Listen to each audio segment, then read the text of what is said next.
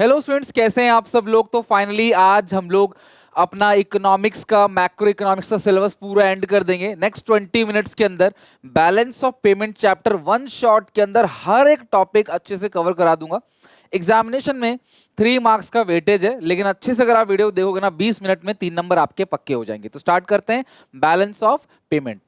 सबसे पहले balance of payment से पहले हमें पढ़ना पड़ेगा बैलेंस ऑफ ट्रेड क्या होता है।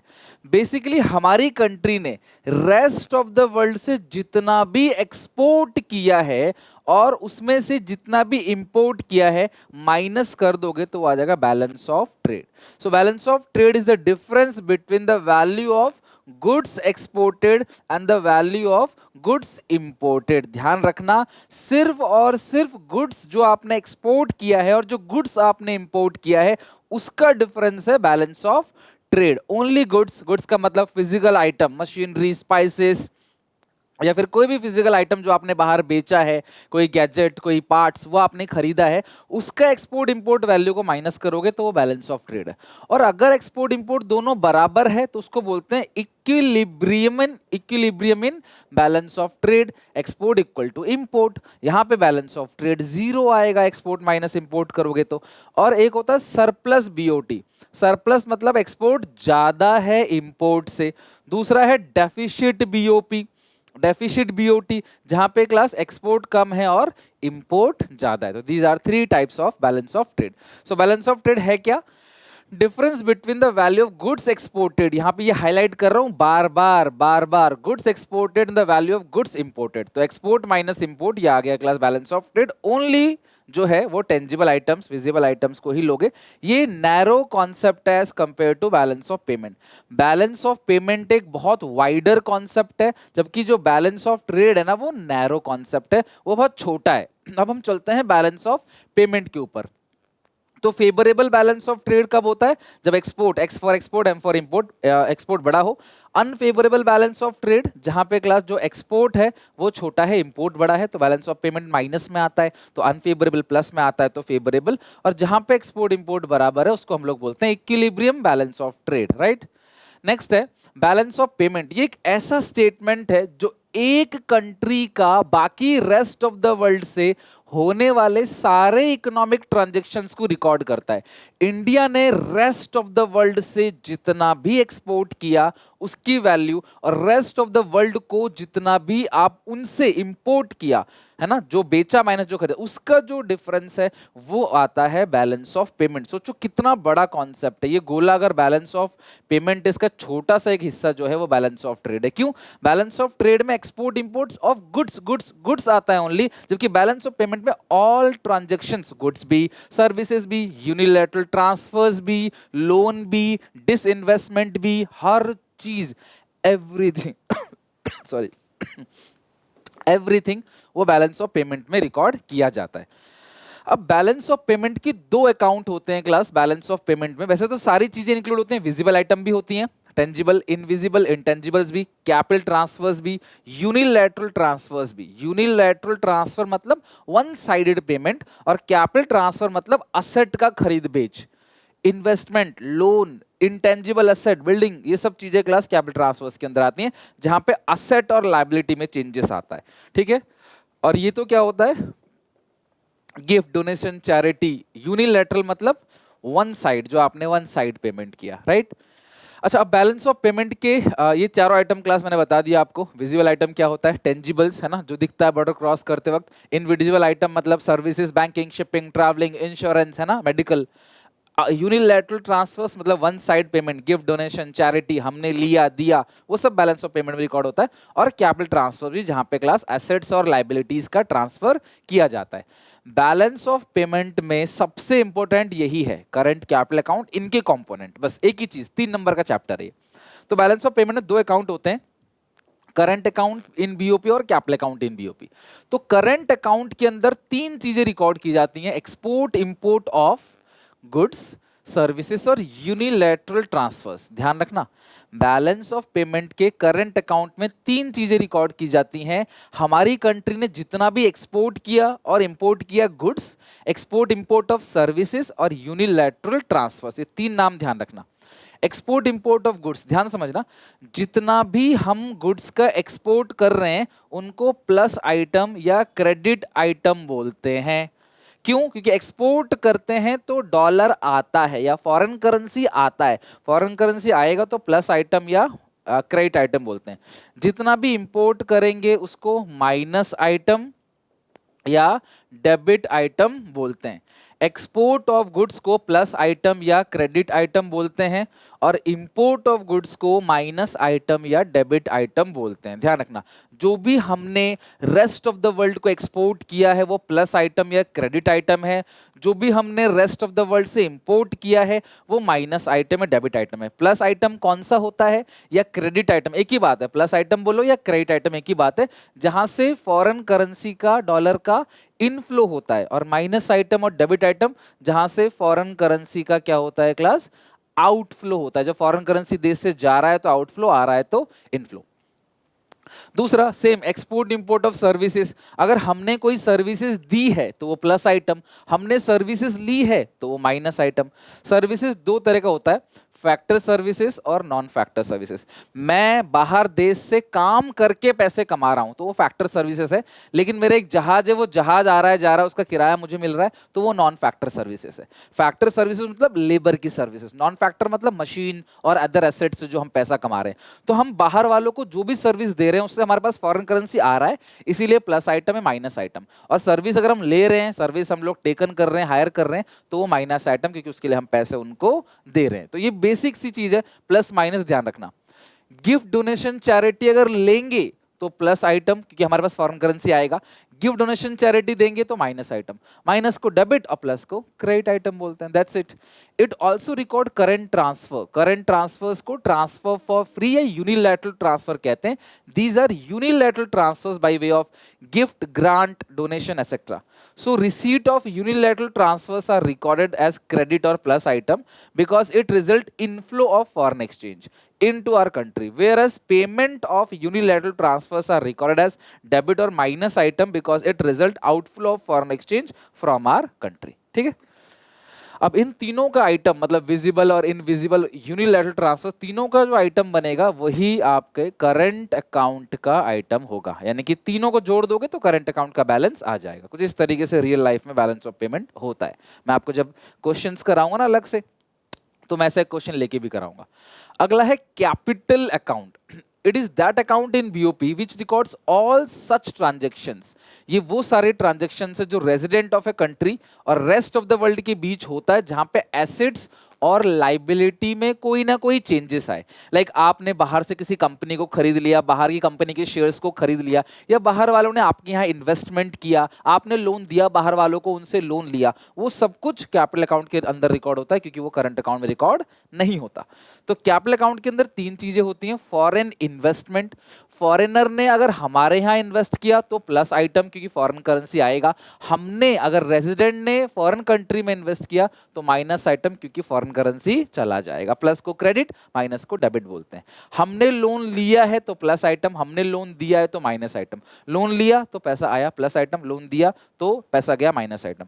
और change in foreign exchange reserve, जो हमारा फॉरेन एक्सचेंज रिजर्व है, उनमें अगर कोई चेंज आया तो वो भी बैलेंस ऑफ पेमेंट के कैपिटल अकाउंट के अंदर रिकॉर्ड किया जाता है। ठीक है। सो ये तीन चीजें ध्यान रखना, इन्वेस्टमेंट, बोरोइंग्स और change in foreign exchange reserve. ये एफ फेसबुक वाला F B, F for foreign investment, B for borrowings, और तीसरा change in foreign exchange reserve. अब ध्यान समझना, जो इन्वेस्टमेंट है ना वो दो टाइप का होता है। अगर फॉरेनर ने हमारे यहाँ इन्वेस्टमेंट किया तो प्लस आइटम, एनआरआई ने हमारे यहाँ इन्वेस्टमेंट किया प्लस आइटम, हमने उनके यहाँ इन्वेस्ट किया तो माइनस आइटम। राइट। इन्वेस्टमेंट जो है वो करंट अकाउंट है, इन्वेस्टमेंट का जो इनकम वगैरह आता है ना, सॉरी, इन्वेस्टमेंट कैपिटल अकाउंट के अंदर आता है, उसका इनकम वगैरह जो है वो करंट अकाउंट के अंदर आता है। ध्यान रखना। अच्छा, फॉरेन डायरेक्ट इन्वेस्टमेंट क्या होता है, पोर्टफोलियो इन्वेस्टमेंट क्या होता है। पोर्टफोलियो को FII भी बोलते हैं, फॉरेन इंस्टीट्यूशनल इन्वेस्टमेंट। अच्छा, फॉरेनर ने अगर हमारे यहाँ इन्वेस्ट किया और उस एसेट पे कंट्रोल उनका है, ध्यान रखना, जिस एसेट पे कंट्रोल होता है उसको बोलते हैं foreign direct investment. Ratan Tata ने बाहर की किसी कंपनी को खरीदा, कोई मशीन खरीदा, उस पर उनका कंट्रोल है, तो उसको बोलते हैं फॉरेन डायरेक्ट इन्वेस्टमेंट। लेकिन जो शेयर्स खरीदते हो ना, शेयर्स पे आपका कंट्रोल नहीं होता, तो शेयर्स को बोलते हैं पोर्टफोलियो इन्वेस्टमेंट। तो ऐसी असेट जिस पे आपका कंट्रोल है, आप उसकी प्राइसिंग को चेंज कर सकते हो, तो उसको बोलते हैं फॉरेन डायरेक्ट इन्वेस्टमेंट, ठीक है।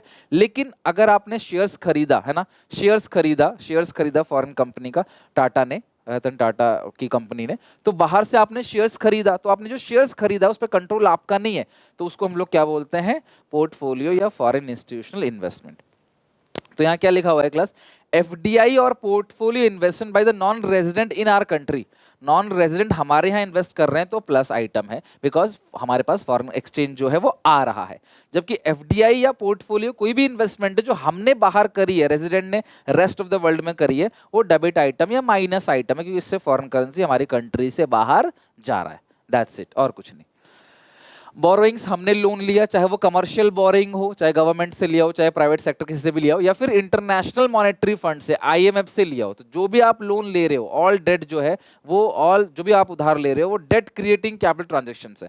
तो उधार ले रहे हो तो प्लस आइटम, उधार दोगे तो माइनस आइटम। लेने से फॉरेन करेंसी आता है, देने से फॉरेन करेंसी जाता है, सिंपल फंडा है। फॉरेन करेंसी को पकड़ लो, वो आ रहा है तो प्लस या क्रेडिट आइटम, वो जा रहा है तो माइनस या debit item. Change in foreign exchange reserve, ध्यान से और अच्छे से समझना, addition to foreign exchange reserve, ठीक है, addition to foreign exchange reserve. अगर मान लो हमने एक्सपोर्ट किया है $100 का और इंपोर्ट किया है $90 का, ठीक है, हमने एक्सपोर्ट किया 100 तो हमारे पास $100 आ गया, इंपोर्ट किया 90, 90 कर लिया, 10 अभी भी हमारे पास डॉलर बचा, उस 10 को हम लोग क्या करते हैं, फॉरेन एक्सचेंज रिजर्व में ऐड कर देते हैं। तो इसलिए क्लास हम ऐसा मानेंगे हमारी कंट्री से फॉरेन करेंसी चला गया तो इसको हम लोग क्या बोलते हैं, minus item. Foreign exchange reserves are the financial asset held by the reserve bank और central bank in foreign currency.